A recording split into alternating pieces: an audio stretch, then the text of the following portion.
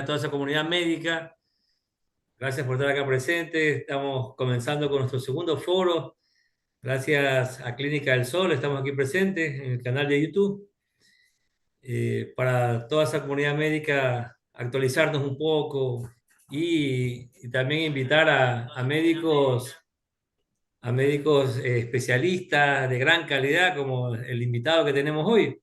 Hoy tenemos al doctor Boris Castro, un médico intensivista, formado también en enfermedad cerebrovascular con su fellow en un gran hospital, pues, el Hospital Güemes de Capital Federal, Buenos Aires. Ya un médico con mucha experiencia, un médico además compañero del staff de Clínica del Sol, también se desempeña en la pública. Bueno, y lo tenemos acá como un tema, la verdad que un tema muy interesante de todos los días, un tema que nos hace pensar y también es bueno actualizarnos, ya que esto, como nos podemos darnos cuenta, se actualiza año a año, hay nuevas cosas, nueva tecnología en beneficio del paciente. El tiempo de cerebro, el manejo agudo del accidente cerebrovascular, isquémico. Y bueno, Boris, muchas gracias por estar acá presente con nosotros en el espacio que Clínica del Sol tiene para todos los profesionales. Bienvenido. Buenas noches. Hola. Sí, buenas noches. Bueno, muchas gracias por la invitación. No sé si me veo en la imagen o no. Este, Está perfecto todo, Boris, está perfecto. ya, muchas gracias por la invitación. En realidad es un honor participar de estas charlas científicas. Lo más importante, más que todo, siempre en la medicina es algo que va siempre innovando. Lo más importante en la medicina es la capacitación y la educación continua. Entonces, esto es un baluarte muy importante para seguir formándonos, seguir nutriéndonos y la verdad, y juntos con capacitándonos y todo, dando una excelente atención y en base a las guías y los protocolos internacionales, dando seguimiento y dando una atención de calidad para las personas.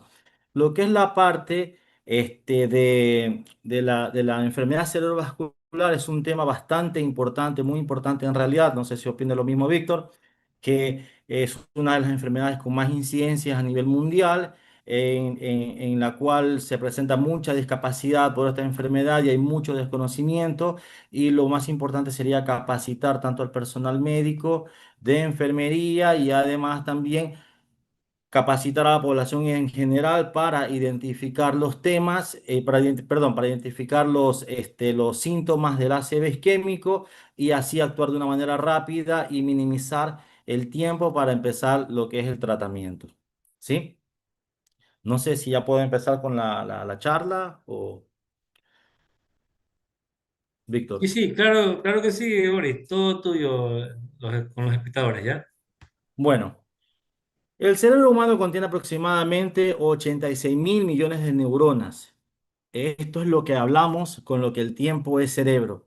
O sea, quiere decir que cada minuto que pasa, aproximadamente se van perdiendo 2 mil millones de neuronas por minuto de no atención en la enfermedad cerebrovascular. Y por una hora de no atención de enfermedad cerebrovascular, aproximadamente el cerebro envejece 3,6 años de envejecimiento del cerebro propiamente dicho.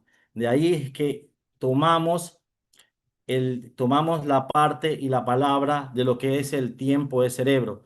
Como consecuencia de la enfermedad cerebrovascular, se produce la falta de flujo sanguíneo que transporta oxígeno y nutrientes, provocando la muerte de células implicadas en funciones motoras, cognitivas, de memoria y del pensamiento. ¿Sí? Así es que, bueno, en resumen, esta parte de lo que el tiempo de cerebro es que tenemos que actuar rápido, tanto en la identificación, en el diagnóstico, para ofrecer un tratamiento adecuado en base a lo que tengamos la parte de la enfermedad cerebrovascular isquémica, ¿sí? Bueno, el ACV isquémico constituye la tercera causa de muerte en la población adulta y la primera causa de discapacidad a largo plazo. Es la segunda causa de demencia y aumenta la prevalencia e incidencia con la edad para ambos sexos. Se define como la aparición súbita de los signos y síntomas o signos clínicos focales o globales con pérdida de las funciones cerebrales de una duración mayor de 24 horas sin otra causa de origen vascular. Es la tercera causa de muerte en la mayoría de los países de Latinoamérica, de acuerdo con la Organización Mundial de la Salud. 15 millones de personas sufren de evento cerebrovascular al año en todo el mundo y un tercio de estas personas mueren y el otro tercio queda discapacitados de por vida. Aproximadamente el 80% de los ACV son isquémicos y el 20% son hemorrágicos. Por eso, o sea, constituye una gran población de todos los ACV, el 80% el ictus isquémicos. Los factores de riesgo importantes son la hipertensión arterial, el tabaquismo, la dislipemia, la diabetes, la fibrilación auricular, el exceso de peso, el sedentarismo y el antecedente de enfermedad cardiovascular.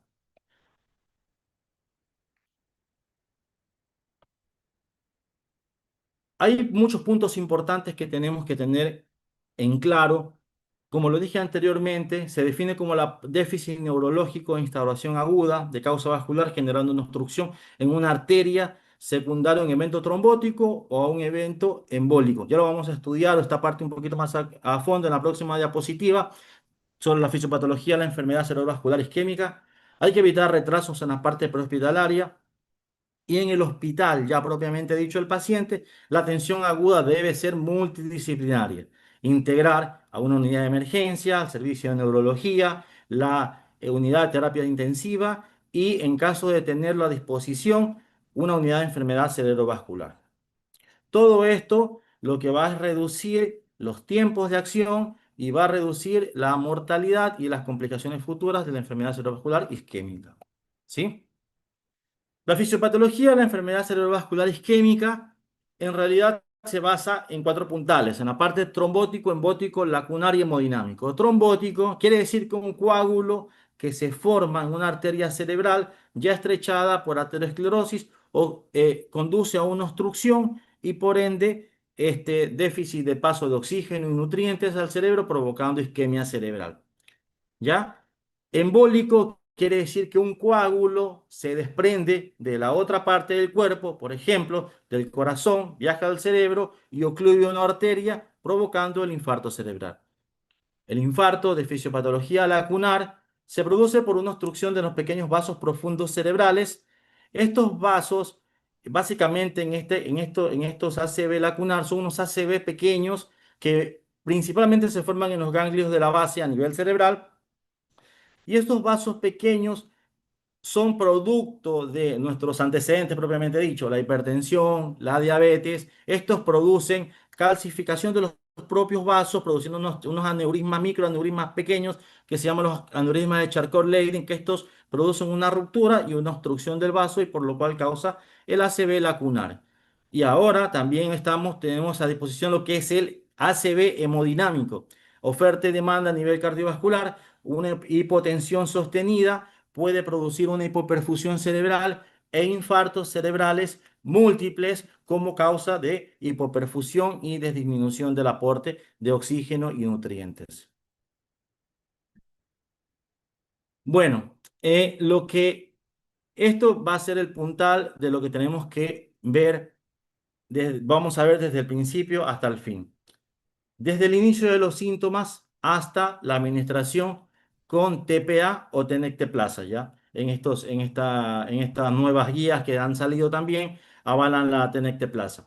Bueno, desde el inicio de los síntomas sería desde el inicio de los síntomas hasta la aguja, hasta el inicio del tratamiento, tienen que pasar en un mundo ideal como debería ser aproximadamente 60 minutos, donde los primeros 10 minutos debería ser una evaluación prehospitalaria, evaluación de hora de inicio de los síntomas, traslado al hospital, evaluación por la unidad de emergencias o un equipo de ACV, hacer una neuroimagen, interpretar una nueva imagen y en ausencia de sangre, administrar tratamiento trombolítico o fibrinolítico. ¿Sí?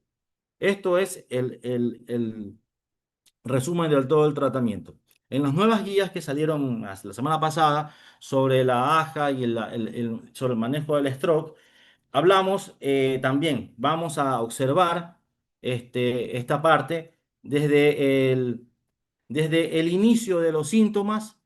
Aquí lo evalúa hasta el egreso del paciente. Entonces, el inicio de los síntomas, llamar a unidad de emergencias, manejar una parte prehospitalaria adecuada, traslado del paciente a la entidad hospitalaria, activar un código stroke. En nuestro medio hay el código stroke, hay unidades de emergencias que están capacitadas para la atención aguda de una enfermedad cerebrovascular, en las cuales se prioriza la atención, se prioriza la estadificación clínica, la obtención de las neuroimágenes, la interpretación de la neuroimagen y el tratamiento trombolítico. Acá ya podemos ver cuando los pacientes son pasados de tiempo o tienen una obstrucción de un vaso grande intracraneal, el tratamiento con trombectomía mecánica, el tratamiento endovascular y posteriormente su egreso.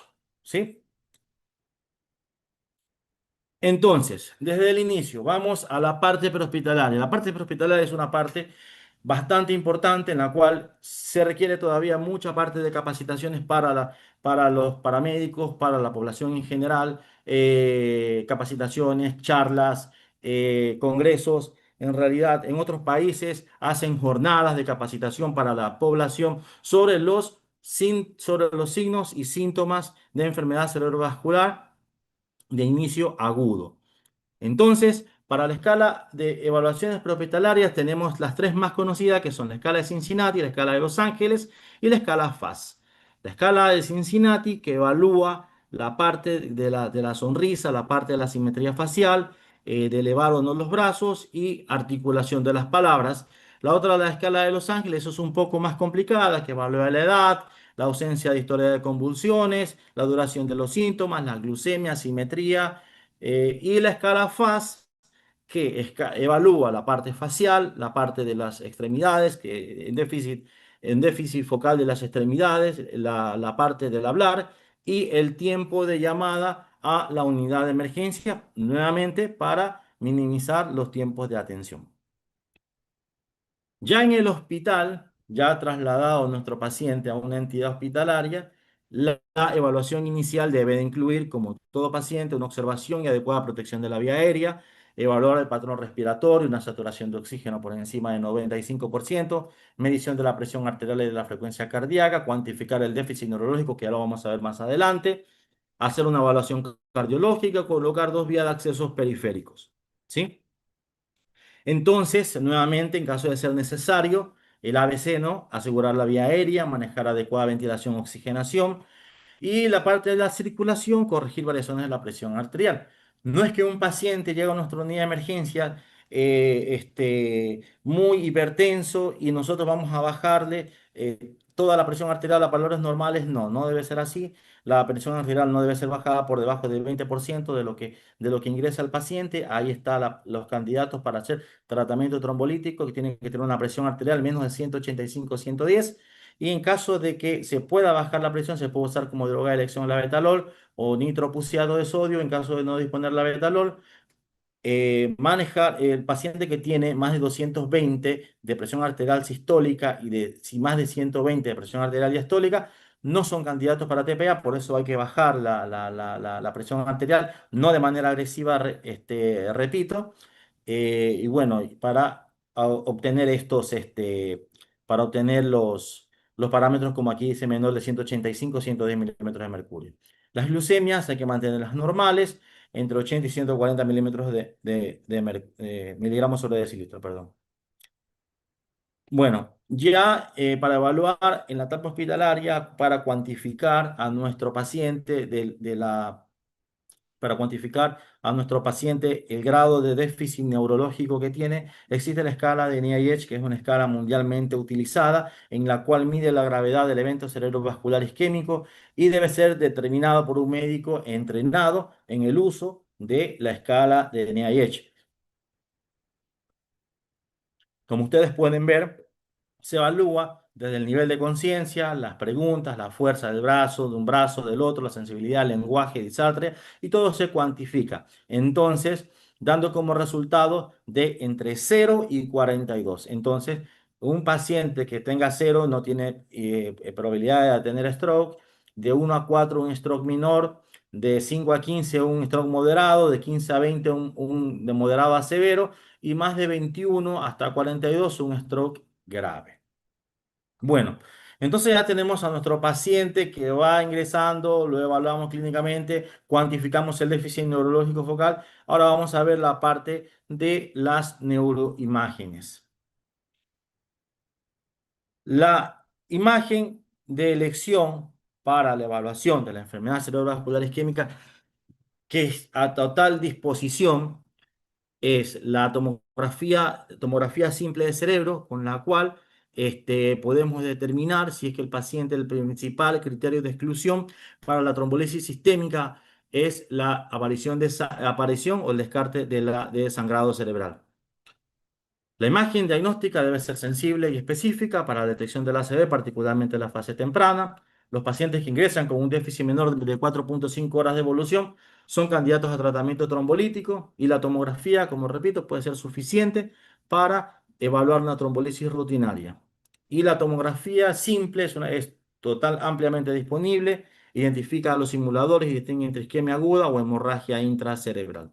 Aquí podemos observar una tomografía de cerebro y una imagen de resonancia magnética también. Que la resonancia no están disponibles, se encuentra en centros especializados, pero también nos sirve para ciertos casos. En la tomografía, ¿qué es lo que debemos evaluar? Debemos evaluar el borramiento de la cápsula interna, de la falta de diferenciación de la sustancia blanca y gris, la hiperdensidad de la arteria cerebral media, que es el signo de la cuerda, que no sé dónde la parte del puntero, pero bueno, ahí en la parte, en la imagen que se ve abajo, ven señalada, pueden ver el signo de la cuerda, el ribete insular, la pérdida del ribete insular, la pérdida de los ganglios de la base y la hinchazón de los surcos y la línea media. ¿Sí? Eso.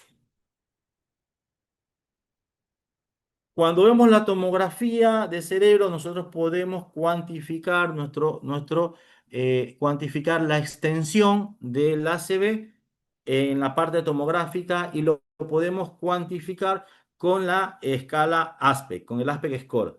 El ASPEC Score va de 10 a 0, contándolo como 10 una imagen totalmente normal y 0 yo un paciente con compromiso global. Entonces, clasificándolo en tres partes, ¿no? Un ACV grande, perdón, un ACV pequeño de 8 a 10, un ACV moderado de 6 a 7 y un ACV grande de 0 a 5. Ahí ven las partes de arriba que estaban pintados, la parte se cuentan cada parte, cada color que ustedes ven ahí, los núcleos caudados, el putaminal, la cápsula interna, la cápsula externa, todo eso hay dos cortes que hacer, uno a nivel de los ganglios de la base y otro a nivel de la corona radiata para evaluar las partes del arte. Todo esto es para circulación anterior y lo de abajo es para circulación posterior. Hay un aspecto también score de circulación posterior, ¿sí? Eso. Lo que es la resonancia magnética nuclear. La resonancia magnética nuclear es la técnica de imagen más sensible para detectar un ACV isquémico agudo, permitiendo identificar tejido dañado, hemorragia, áreas de penumbra, tejido en riesgo salvable. Utiliza secuencias como la difusión, el FLAIR y la perfusión, también para guiar terapéuticas de reperfusión, siendo superior a la tomografía en ciertas fases. ¿Sí? Eh, en la secuencia de difusión es una herramienta bastante importante para determinar isquemia aguda en minutos después del inicio y la secuencia FLAIR ayuda a determinar si un paciente está dentro de una ventana terapéutica para trombolisis o trombectomía, especialmente en casos de despertar, como hay un estudio que lo vamos a ver más adelante, que es el Wake Up, que evalúa una diferenciación entre la difusión y el FLAIR. La resonancia magnética permite una evaluación integral, la localización, extensión, oclusión vascular propiamente dicha y la viabilidad del tejido y también así como el área de penumbra y una área totalmente para revascularizar. Bueno, eso con la parte de la resonancia magnética. Acá vamos a ver unas imágenes de resonancia magnética y de resonancia magnética con perfusión, difusión, en las cuales vamos a observar antes de la perfusión y después perdón, antes de la trombolisis y después de la trombolisis, la imagen que está a la izquierda y hacia arriba, vemos todo lo que es el núcleo con áreas de hipoperfusión y ya con el tratamiento trombolítico vemos canalizado el vaso abajo y vemos áreas mucho más perfundidas y el áreas hipoperfundidas también en la parte cerebral, ¿sí? Eso. Es importante saber, nuestro ACV isquémico es importante saber cuál es la causa, cuál es la causa de nuestro ACV. Hay un estudio que salió en 1993, que es el estudio TOAS, que clasifica al ACV isquémico en 5 causas posibles y probables, ¿sí? Que es gran vaso, cardioembólico, lacunar, que lo hablamos, otras causas y ESUS, que es un ACV de origen indeterminado luego de estudiar todas las causas anteriores. En la causa, el 25% de las causas de gran vaso, tenemos aterosclerosis de grandes vasos, tanto intra como extracraneales. En la parte cardioembólica tenemos la fibrilación auricular, el flúter auricular, tenemos los foramen oval permeable, el shunt izquierda-derecha, que pueden producir ACV de causa cardioembólica, la ACV de la parte lacunar, que lo que hablamos en antes de los factores de riesgo, los cambios a nivel de la microvasculatura cerebral, otras causas como disección arteriales, arteritis, y bueno, y cuando ya se estudia absolutamente todo y no hay nada de eso, se lo clasifica como ACV de manera indeterminada. ¿Por qué es importante esto, tener la clasificación de nuestro evento cerebrovascular? Porque sabiendo esto, vamos a saber cuál es la parte del tratamiento, ¿sí? No es lo mismo tratar un vaso grande que tratar un ACV de origen cardioembólico, no es lo mismo tratar un lacunar o tratar una disección o tratar algo que no encontramos después de hacer todos los estudios. Por eso es que cuando nosotros tenemos nuestros pacientes con enfermedad cerebrovascular hospitalizados, tanto en clínica o en terapia intensiva, se le pide una banda de estudios cardiológicos, los cuales tienen que incluir Doppler de vasos de cuello, tienen que incluir un Holter, un Holter cardiovascular, tienen que, este, en ciertos casos se pide un ecocardio también y un ecocardio transesofágico también, depende de los casos, ¿sí? Hay otra clasificación que las causas, que la clasifica, que también es la clasificación ASCOT, en la cual sus iniciales van poniendo, es más de lo mismo en realidad. La parte de las iniciales de ASCOT pone la A de aterosclerosis, la S de pequeño vaso, la C de cardíaco, la O de otras causas y la D de disección, dándolas como posible causa, causa poco posible y probable, ¿sí? Eso en la parte de la clasificación, esto la verdad que es muy importante para el manejo clínico del stroke.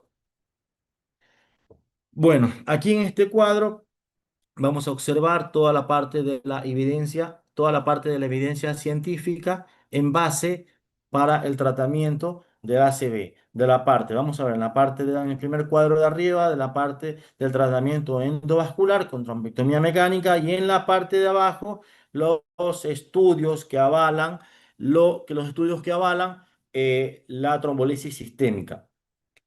Evidentemente, la trombectomía mecánica va a ser superior a la trombolisis sistémica porque tiene una tasa de recanalización del 75% del vaso, en contrario a la tasa de recanalización de entre el 18 al 30% con la parte de la trombolisis sistémica.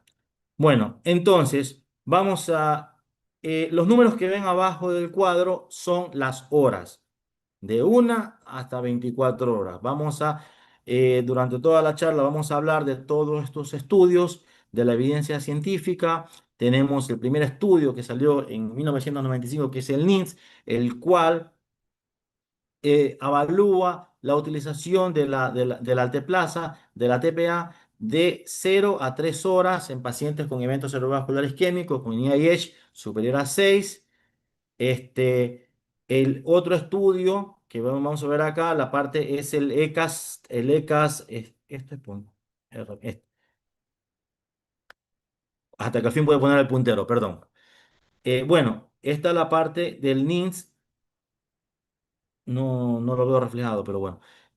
El ECAS-3 es el segundo estudio que salió entre el 2005 y el 2008 que extiende la ventana hasta 4,5 horas en pacientes también seleccionados.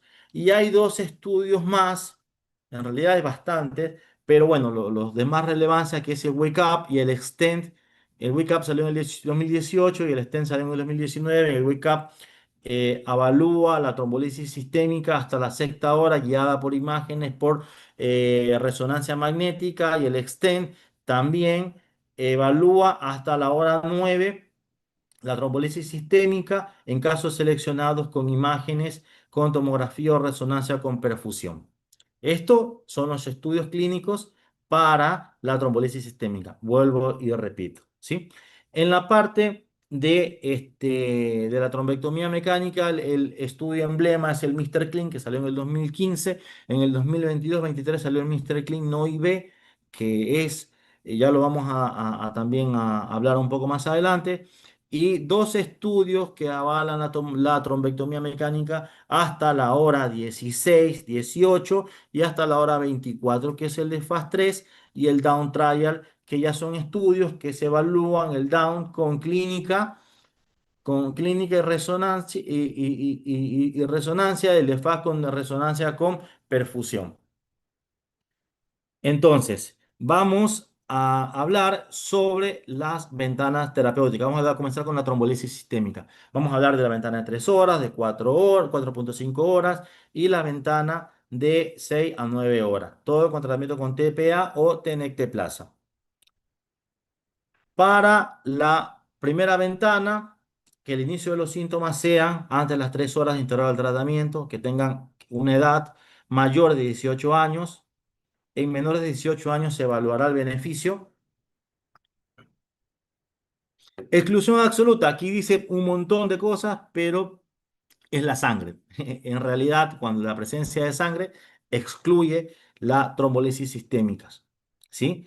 Un traumatismo craneal grave, una punción arterial totalmente debatible, la hemorragia intracerebral no discutible, neoplasias, sí la excluye, la cirugía intracraneal, una presión elevada, pero la presión es totalmente manejable, un sangrado interno activo, diétesis hemorrágica, anticoagulados, es totalmente también totalmente debatible, porque con un ring de menos de 1,7 se puede revertir el ring y hacer trombolisis sistémica. Una glicemia más de 400 también se puede corregir y hacer trombolisis sistémica. Lo que son bueno, esto es todo lo que vemos, pueden leer ustedes. La exclusión relativa, síntomas de ACV menores, embarazo, convulsión, cirugía mayor, hemorragia gastrointestinal, infarto reciente dentro de los primeros 3 meses. Todo esto es la primera ventana, que es el estudio, en realidad el ECAS-3, que ya lo vimos anteriormente, ¿sí? Eh, para la segunda ventana, perdón, el primero es el NINS 1, el NINS 1 y 2. Acá vamos, no, retroceder, el NINS, que salió en el 1995. Vuelvo a retroceder, perdón. Y el segundo, que este sí es el ECAS 3, que alarga la ventana para una ventana hasta las 4 horas, punto 5 horas. Pueden recibirlo pacientes que inicien los síntomas antes de las 4 horas y media, y tiene que ser una edad menor de 80 años. Se excluyen a los que tienen más de 80 años, a los que usan anticoagulantes, a los que tienen ACV muy grande con IIH mayor de 25, a los que tienen compromiso extenso de infarto con más de un tercio del territorio de la arteria cerebral media, a los que tienen diabetes y antecedentes de enfermedad cerebrovascular. A estos pacientes, el estudio ECAS-3 los excluye. Y la tercera ventana, ya hablamos de dos estudios, lo hablamos anteriormente, el Wake Up y el Extend, El WICAP, que salió en el 2018, demostró que la trombolisis intravenosa con alteplasa, guiada por resonancia magnética, es segura y mejora significativamente los resultados funcionales en pacientes con ictus isquémico de inicio desconocido. El estudio Wake Up, básicamente lo que se basa es un ACV cuando no conocemos el tiempo o cuando el paciente despierta con los síntomas. Entonces, vamos a poner un ejemplo en el cual nuestro paciente más o menos se duerme 10, 11 de la noche, ¿ya? Y se levanta a las 6 de la mañana con enfermedad cerebrovascular isquémica. Entonces, nosotros no sabemos en qué momento le dio el ACV isquémico. Ahí es que le hacemos una resonancia de cerebro en las cuales vamos a evaluar las secuencias difusión y las secuencias FLAIR. El paciente en el wake up él tiene que tener la difusión positiva y el FLAIR negativo. Si la difusión es positiva y el FLAIR es negativo, este es candidatísimo, quiere decir que el ACV tiene menos de 6 horas de haberse iniciado y es candidato para trombolisis sistémica, ¿sí? Y el otro estudio, que es el EXTEND, demostró que la trombolisis con alteplasa, guiada por imágenes por perfusión, puede ser tomografía o resonancia, es eficaz y segura para pacientes con ACV isquémico agudo entre 4,5 y 9 horas después del inicio de los síntomas con ictus y también evaluar a los pacientes al despertar. Y permite identificar tejido cerebral recuperable. Ese es el EXTEND. Ahora vamos a hablar para ventanas para trombectomía mecánica, que es la ventana de 0 a 6 horas y la ventana de 6 a 24 horas. La primera ventana, que es de 0 a 6 horas, tenemos el estudio base, que es el Mr. Clean, que salió en el 2015 y evalúa demuestra que el tratamiento endovascular con trombectomía realizado dentro de las 6 horas posteriores a un ictus isquémico agudo por oclusión de un grande vaso intracraneal es seguro y mejora los resultados significativos y funcionales a los 90 días. Una obstrucción de una arteria carótida interna intracraneal o M1, el ACV, perdón, o M1 de arteria cerebral media, un IAES más de 6 y un ASPEC de 3 a 10. Esta intervención reduce la discapacidad y mortalidad, siendo una terapia estándar y de alto impacto. Mejora el estado funcional y mejora el ranking de 1 a 2 puntos también y la discapacidad, ¿sí? La trombectomía mecánica se realiza en sala de hemodinamia, en pacientes con sedación, con anestesia. Se realiza a través de una punción arterial, generalmente en la arteria femoral. Se utiliza el solitario para remover el trombo. Y bueno, todo esto se hace en la mesa de hemodinamia. También salió otro estudio también en el 2021, que es el Mr. Clean No IV, que es en el cual directamente los pacientes, en el Mr. Clean normal, que en el 2015 primero le hacían trombolisis sistémica, posterior trombectomía al paciente. En cambio, en el Mr. Clean No IV, que es el que ven a la derecha, abajo, no le hacían trombolisis sistémica, directamente pasaban a trombectomía mecánica. En realidad no mostró una superioridad o inferioridad versus el otro estudio, Mr. Clean, que se utilizaba la trombolisis sistémica. Entonces quiere decir que pues, se puede, o sea, en caso de que esté disponible la trombectomía mecánica, hay que realizarla y si está disponible también hay que realizarla y si las ventanas nos dan también, ¿sí? Hablamos de ventana extendida de 6 a 24 horas. Vimos los estudios que estaban, que es el Down Trial de Fast 3. Eh, Estos se hacen en pacientes menores de 80 años, con IAH mayores de 6 y con ASPEC de 3 a 5 y que no tengan efecto de masa significativo. En pacientes con núcleos muy grandes y menores de 80 años, también es razonable hacer la trombectomía mecánica. Hay mejores resultados. Lo importante es que no haya un efecto de masa importante. El de FAST 3, el que está hacia la izquierda abajo, es un estudio clínico fundamental que cambió el tratamiento del ictus isquémico al demostrar que la trombectomía mecánica es altamente efectiva en una ventana de tiempo extendida de 6 a 16 horas después de los síntomas. ¿Sí? Eh, Se evalúa el núcleo del infarto, que tenga que ser menor a 70 ml y la relación, que esto se hace con imágenes guiado con perfusión. Y la relación de penumbra-núcleo tiene que ser mayor a 1,8. Y el resultado mostró que el grupo tratado con la trombectomía en el de fase 3 mostró una mejoría significativa en los resultados funcionales a los 90 días y una menor mortalidad en comparación con el tratamiento médico estándar. El otro, el que tenemos, el down trial, el que lo evalúa hasta las 24 horas. En este de acá hay un mismatch clínico radiológico. ¿Qué quiere decir?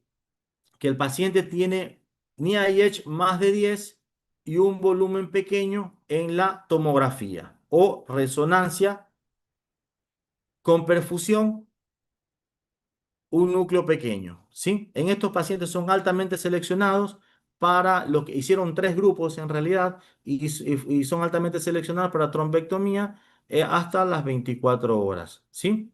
Igual muestran buenos resultados a los 90 días, bajan la escala de ranking de 1 a 2 puntos. Y otro también que hay, que es el ictus de circulación posterior, en lo que es la obstrucción de la arteria basilar, también se usa a trombectomía mecánica hasta la hora 24. Hay varios estudios que los evalúan. Uno de estos es el Attention, el Trial. El 46% de los pacientes que reciben en este estudio trombectomía mecánica alcanzaron una buena evolución funcional con una escala de ranking de 0 a 3 a los 90 días y una mortalidad,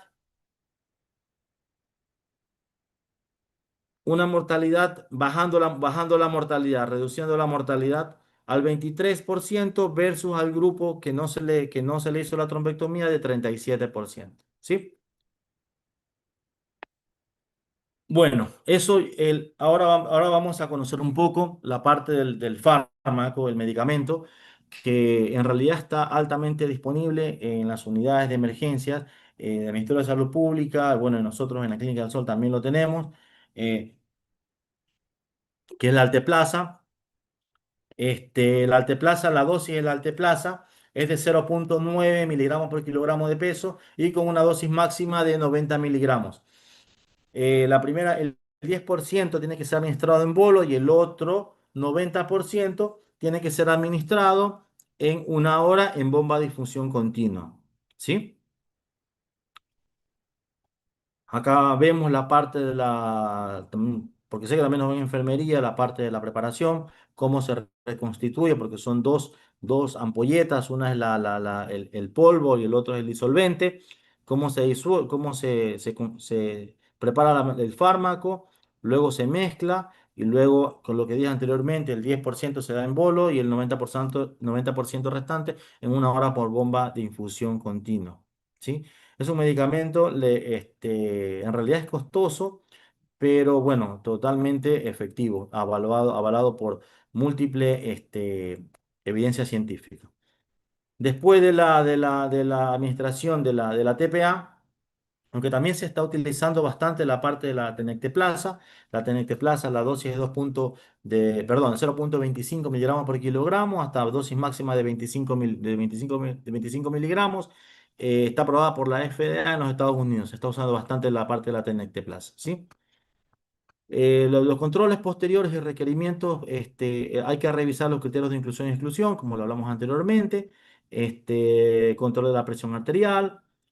eh, no, en caso de ser necesario, hay que colocar sonda nasogástrica o sonda vesical.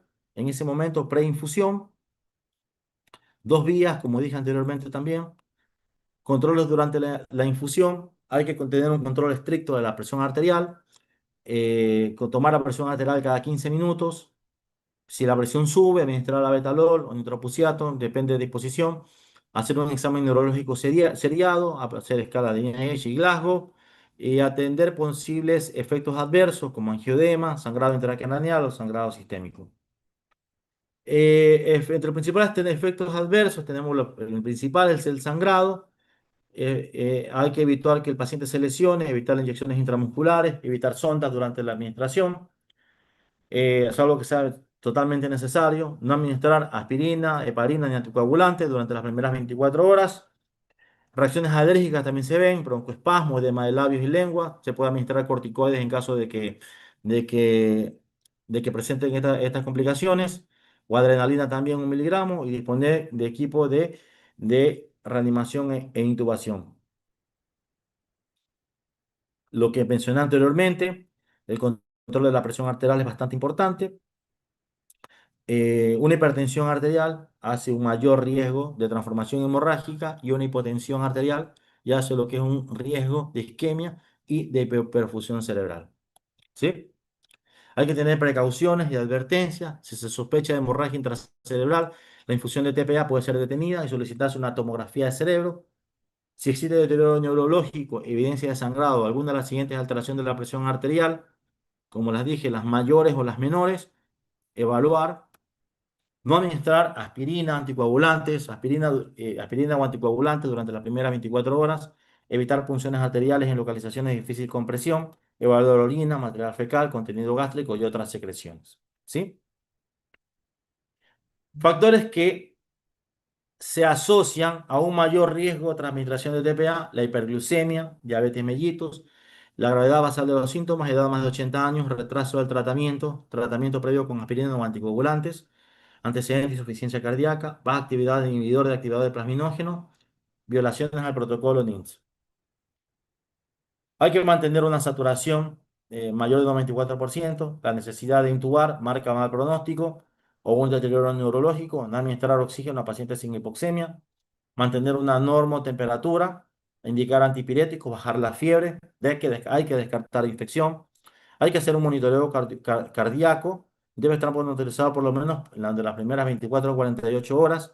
El infarto y la arritmia son complicaciones potenciales que pueden producirse. Pueden haber cambios en el electrocardiograma, secundarios al ácido isquémico como depresión del ST, prolongación del QT, inversión de la onda T, onda U prominente. La arritmia más común es la fibrilación auricular, que puede ser la causa, y como consecuencia también la formación de trombos que produce de origen cardioembólico y provocar el ácido isquémico. Acá un poco más de lo de la presión arterial. Eh, Mantener la presión arterial media entre 110 y 130 milímetros de mercurio. Se debe tratar en pacientes si presenta encefalopatía hipertensiva, disección aórtica. Controlar muy bien la presión arterial. Acá están los fármacos abajo. Y hay que, bueno, en la parte del tratamiento antiagregante, se indica que la aspirina es segura y eficaz durante las primeras 48 horas, durante las primeras 24, acuérdense de no administrar. Eh, la terapia antiagregante, la terapia antiplaquetaria, en realidad es una medicación que se da posterior a la enfermedad cerebrovascular, se da dual en pacientes que tengan un ictus menor, menor de 3 o menor de 5 según el caso, o con un AIT de alto riesgo, que no recibieron trombolíticos. Se inicia temprano en pacientes con ictus menores o AIT de alto riesgo y se debe iniciar dentro de las primeras 24 horas y sostener la doble antiagregación durante 21 días, seguido con antiagregación simple. En pacientes con ictus menos de 5 o ateroscleróticos de una gran arteria, se puede diferir un poco el inicio de 24 a 72 horas. El ticagrelor también se puede utilizar en pacientes con un ictus menor con un IH menor de 5. Acá evaluamos la evidencia científica sobre la antiagregación plaquetaria. El POINT, el TALES, el CHANCE son todos trials en el cual daban aspirina y clopidogrel posterior al evento cerebrovascular isquémico. Por ejemplo, el POINT lo daba hasta 90 días. Como complicaciones hay mucho sangrado. Después salió el CHANCE, que hasta 21 días nada más disminuye un poco la parte del sangrado por la doble sangrado digestivo, hablo, ¿no? por la doble antiagregación. Hay otro dos que es el Chance 2 y el Tales también, que se maneja con ticagrelor y con aspirina, ¿sí? La heparina subcutánea no fraccionada o la de bajo peso molecular, todas las heparinas que ven ahí, de alteparina, de denaparenoide, intravenoso, no han demostrado efectos beneficiosos tras la inducción de la anticoagulación en las primeras 24 a 48 horas post-ACV. La anticoagulación en la fase aguda del ACV sigue teniendo indicaciones específicas, debido a la transformación hemorrágica. En la fibrilación auricular en pacientes seleccionados con ictus leve, una estrategia de anticoagulación oral es de bajo riesgo y razonable. Repito, en un ictus de bajo grado. Hay que evaluarla. Hay ciertas tablas, ciertas guías que dicen día 4, 7, 11, 14 y 21.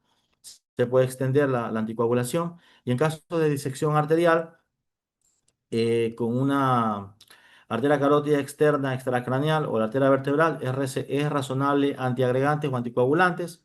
Y en pacientes con FA, no se recomienda añadir antiagregación plaquetaria a los anticoagulantes, al menos que tenga un dispositivo tipo stenting, ya que pueden aumentar el riesgo de sangrado. Gracias. Bueno, en realidad hasta ahí me voy a extender, pero bueno, por si podemos seguir hablando, podemos hablar una hora más sobre el manejo intrahospitalario, las complicaciones, craneectomía, neuromonitoreo, todo eso, pero creo que esa debería ser otra charla.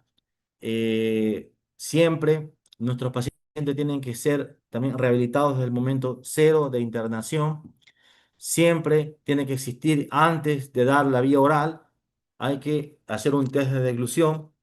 Es una indicación 1A para evitar riesgos como la broncoaspiración y las neumonías por aspiración. Eso. Víctor, no sé si está ahí, pero creo que recién voy a poder ver las ¿Cómo? preguntas. Sí, estamos Ahí revisando está. las preguntas de los, para que puedas contestar. Entonces alcanzas a ver el chat.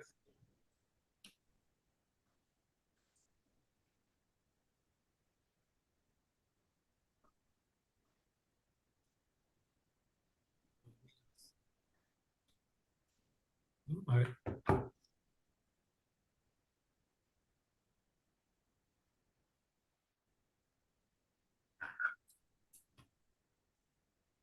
No sé si tú puedes ver las preguntas. Acá no No me las da. puedo ver. Sí. Deja reiniciar esto, a ver si por ahí podemos ver.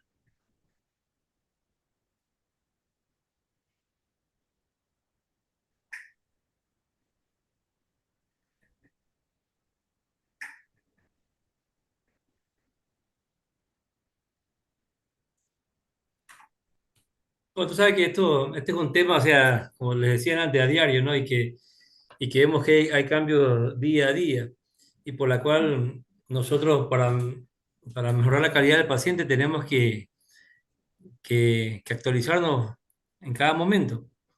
Ya, y ver la manera en cual no solamente nos basamos con la clínica, sino también usar la tecnología para poder beneficiar a estos pacientes. El beneficio de tener resonadores magnéticos, que mira que los estudios mismos lo avalan ahora, porque no es lo mismo tener un paciente con clínica que conoces, que tiene 4.5, máximo 4.5 horas, que tener un paciente que no sabe cuándo comenzó, en el caso del mismatch. Entonces, y estos estudios por ahí nos ayudan. ¿Qué tienes, qué tienes que decir sobre esto, ¿no? Que por ahí podemos tener a la mano quizás resonador, y a los que no lo tenemos en ciertas instituciones, por ahí también buscar la manera de que la salud, a nivel, la gestión de salud más que todo a nivel nacional, por ahí nos pueda ayudar de cierta manera para que estos pacientes sí se beneficien. A ver, aquí estoy leyendo preguntas.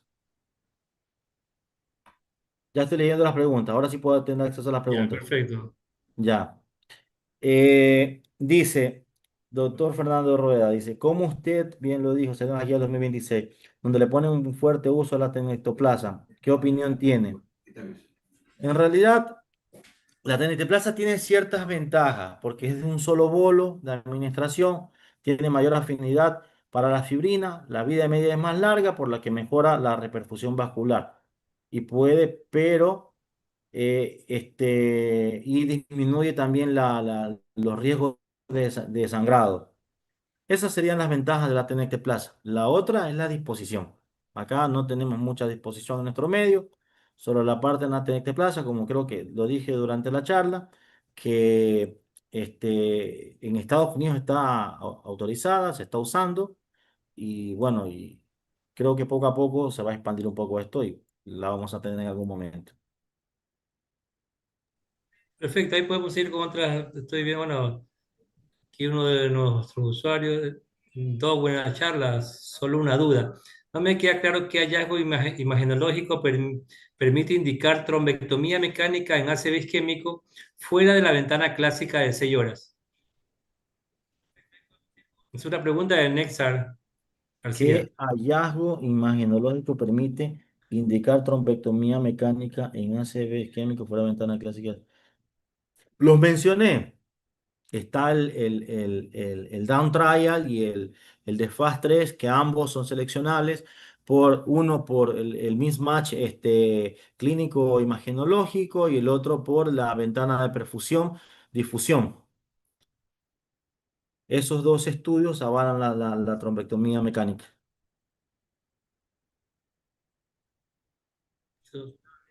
También tenemos otra pregunta, a ver, de Majo Bravo, excelente ponencia. Le saluda María José Mejía. ¿Cómo podríamos reducir la brecha en la atención del ACV desde el primer nivel de atención en zonas rurales del Ecuador? Capacitación. No hay otra que capacitación, capacitar al personal, capacitar a la población, mejorar los sistemas de salud desde las bases, eso quiere decir de las bases gubernamentales, hacer mucha inversión en la parte de unidades de emergencia, capacitación hospitalaria, capacitación para la población, información. Eso lo hace muy identificable y trasladable rápidamente y brindando una atención más oportuna. Y porque seamos realistas, en nuestro medio creo que el ACV isquémico llega fuera de ventana. Más del 50% del ACV isquémico llega fuera de ventana en nuestro medio. Por eso, por falta de capacitación, falta de cultura, falta de insumos, de todo. Claro, sí, es algo multifactorial en ese caso, ¿no? Porque Sí, no solamente es el reconocimiento clínico del paciente, sino cuánto te demoras en trasladar a ese paciente de la zona rural hasta un centro hospitalario que pueda brindarte la atención adecuada. Eso por ahí debemos, o sea, se trabaja en diferentes niveles, ¿no? O sea, tener el transporte hospitalario en ese momento, el transporte sanitario. ya. Hay otra Eh, pregunta de Fernando Rueda. Y sobre el uso de la antiagregación, ¿qué opina usar doble antiagregación con aspirina y clopidogrel? La aspirina y clopidogrel, la doble antiagregación, está mencioné los estudios, está el point en el cual utilizaron aspirina y clopidogrel por un tiempo bastante prolongado, con muchas complicaciones, con hemorragias gastrointestinales, sangrados. Y ahí un subbrazo, un subgrupo de que se hace el chance que lo disminuye el tiempo y y se usa la antiagregación doble con aspirina clopidogrel hasta el día 21 y posterior con antiagregación simple. Entonces quiere decir que la antiagregación doble es sustentable solo hasta los 21 días. ¿Qué quiere decir? Que se debe utilizar hasta los 21 días porque posterior de eso probablemente produzca sangrados digestivos. Y identificar la causa del ACV, porque las causas del ACV totalmente son identificables. Y si le das a un paciente aspirina clopidogrel por tiempo prolongado, quiere decir que nunca afiliaste la causa del ACV. Entonces hay que este, tratar de buscar la causa, hacer ecocardios seriados, hacer Holter seriados, buscando, pesquisando las causas del ACV. Eso. Otra. Estoy listo. Otra de las preguntas que nos escribe ahora Brian Párraga. En cuanto a la clínica de un paciente de ACV, ¿existe algún síntoma específico para cada tipo de stroke que nos permita identificar de primera mano el tipo de ACV que se está presentando? No, imposible. Clínicamente es imposible. O sea, el ACV isquémico, tanto como el hemorrágico, la iniciación, el inicio puede ser igual, ¿sí? Tal vez ponerle que en el ACV hemorrágico, los grandes ACV hemorrágicos con sangrado masivo, tiene un deterioro súbito del estado de conciencia y eh, algo catastrófico en el paciente, pero la imagen es la que dice todo. La neuroimagen principal es la que nos dice todo. Así voy. Otra pregunta de Fernando Ruedas, tanto ahorita. La otra duda dice, ¿el paciente tiene factores sugestivos en la imagen de SB con infarto medio de la ACV, de la vía cerebral media? ¿Debe ser trombolizado? Si el paciente tiene factores sugestivos, no sé qué Factores sí, claro que sugestivos. sí. Sí, sí, sí.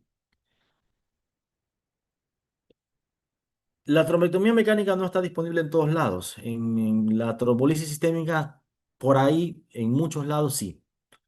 Entonces, si el paciente está en ventana, aunque tenga una obstrucción de un gran vaso intracraneal, sí debería ser trombolisis sistémica. Le das un 35% de probabilidades de recanalizar ese vaso. Sí, sí se puede. Y si tienes Perfecto, Boris. disponibilidad, hacer la trombolisis y posterior trombectomía mecánica sería un mundo ideal. Listo, una pregunta acá de Félix Palomino, ¿no? Ay, mi Felicidades, amigo. doctor. ¿Podría compartir su experiencia en el manejo de una unidad de ACV y cuáles considera que son los principales beneficios para los pacientes si está pensando abrir una unidad? Sería ideal. Hola Félix, ¿cómo estás? Gran amigo. Bueno, tuve una experiencia increíble en Buenos Aires en una unidad de enfermedades cerebrovasculares donde desde la unidad de emergencia se manejaba de manera adecuada la enfermedad, se minimizaban los tiempos, se activaba el código stroke y la tomografía estaba a disposición. Los criterios estaban, ahí teníamos un médico que hacía checklist de criterios de inclusión y exclusión. Teníamos a nuestros jefes que estaban ahí atrás de nosotros. Trombolizamos los pacientes hasta en el tomógrafo. Eh, y una vez en la unidad de enfermedad cerebrovascular, eh, se estudia, se controla, se monitoriza, se rehabilita desde el momento cero y en realidad las unidades, las unidades cerebrovasculares minimizan y disminuyen la mortalidad de la enfermedad cerebrovascular propiamente dicha. Así que deberían estar a disposición en todo el mundo. Soy partidario de que deberíamos tener nosotros por lo menos una unidad neurocrítica y sería increíble tener para enfermedad cerebrovascular, pero bueno, el presupuesto no sé si es para mucho, pero sería ideal tener una unidad de enfermedades cerebrovasculares donde se trate, donde se rehabilite. Pues es un manejo totalmente multidisciplinario, no es solamente una sola persona, multidisciplinario. Eso. Saludos, Félix. Una pregunta de Juan Lor Cedeño.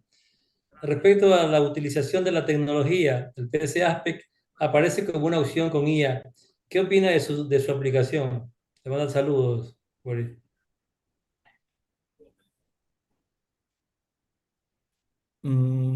Es inteligencia artificial. Creo que los ojos de las personas capacitadas, creo que todavía podrían un poquito más porque la inteligencia artificial tiene ciertos sesgos. No lo descartaría, no lo sé, no lo he visto, lo ignoro, pero clínica a nuestros ojos se puede evaluar y con una tabla y con el Aspect Score y se podría ver y cuantificar la extensión de la CB. Sí, eso es algo que todavía le falta un poquito el avance tecnológico. Alejandro Ralpe, excelente charla. En el caso que el ACV sea originado por una FA, en ocasiones los pacientes llegan a la emergencia con plan de antiagregación, anticoagulación. ¿Qué probabilidad real de sangrado existe? Muchísima. Muchísima. Solamente debería tener anticoagulación ese paciente, no debería tener antiagregación. solamente anticoagulado. La anticoagulación más antiagregación aumenta el riesgo de sangrado. Y como lo dije, creo que justo terminando la charla, a menos que tenga un dispositivo tipo stent, debería estar indicado la antiagregación más anticoagulación. Eso. Perfecto. Tenemos aquí una pregunta de nuestro amigo Jason Mesa. Saludos. Gracias por estar Jason. presente. Doctor, en Ecuador hay muchos hospitales que tienen la certificación Angels. ¿Usted cree que como equipo estamos haciendo bien el manejo a nivel nacional en los pacientes con stroke prehospitalario o hospitalario? Creo que es con las herramientas que tenemos se intenta hacer lo que se puede, pero falta mucha más capacitación en las unidades de emergencias, que es donde se pesquisan los pacientes, darles más las herramientas a nuestros médicos, darles más charlas, darles más capacitaciones para identificar los potenciales stroke isquémicos y bueno, y dar tratamiento adecuado con fibrinolisis. He visto en unidades de emergencia que trombolizan cualquier cosa en realidad, pero la idea sería esa. La capacitación creo que es lo principal en todo esto.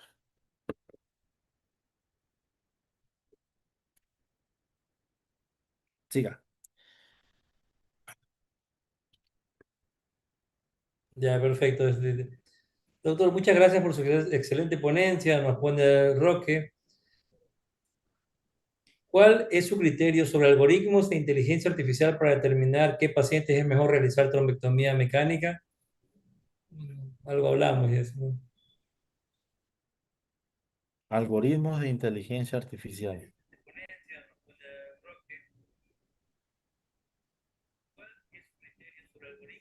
Pero sí, En, algo. en realidad es la identificación clínica, o sea, la inteligencia artificial está, sí, ganando mucho espacio, pero creo que la parte clínica, la identificación clínica y el conocer qué estudio, cuál estudio se hace, en qué protocolo puedes encasillar al paciente. Este paciente puedes encasillarlo, por ejemplo, en el down trial, puedes encasillarlo en el wake up, y encasillar a nuestro paciente sabiendo y habiéndote preparado, creo que se podría hacer. Y no creo que algo sobre inteligencia artificial pueda discernir en lo que es la preparación académica y en realidad también bastante sentido común.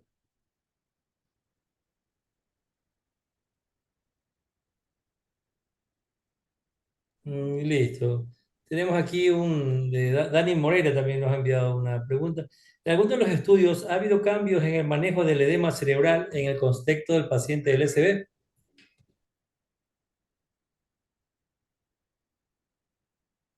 Sí, estas son o sea, hay muchos estudios en los cuales se evalúa en los cuales se evalúa posterior al ACV la parte del edema cerebral. O sea, hay mucha evidencia científica en las cuales identifican, en las cuales ponen que la cranectomía descompresiva antes de las 24 48 horas de manera temprana. Y bueno. Y la idea, y esto, y esto de aquí es bastante importante porque nos ayuda, nos da bastantes herramientas para el manejo agudo y de las complicaciones que pueden ser. Una de las principales es el edema maligno, que es una de las complicaciones frecuentes para los ACV de gran tamaño. Perfecto, Boris. Esas son las preguntas que veo que te han realizado acá todos los espectadores.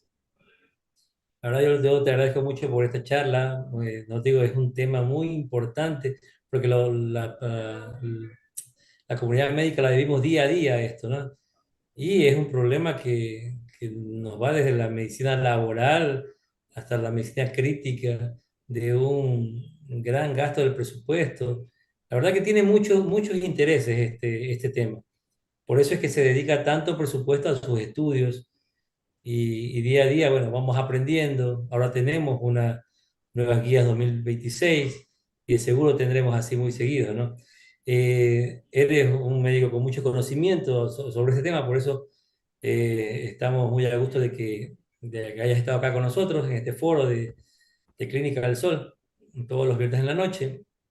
Así que esperamos que podamos contar contigo en otro tema próximamente y que todos podamos absorber esos conocimientos que nos has indicado ahora. Bueno, muchas gracias. Gracias por la invitación y bueno, y excelente iniciativa sobre la parte de estas capacitaciones. Nos sirve absolutamente para todos y para los médicos más jóvenes también. ¿Sí? Eso. Muchas Sí, gracias. ya, muchas gracias, Boris. Eh, Gracias a todos los espectadores que estuvieron aquí. Cada vez somos más. Así que esta comunidad tiene que ir creciendo. Gracias a Clínica del Sol por abrirnos las puertas y poder llegar a todos ustedes y que nuestros conocimientos sigan creciendo día a día. Así que gracias. Gracias, Boris. Gracias a todos los espectadores y hasta el próximo viernes.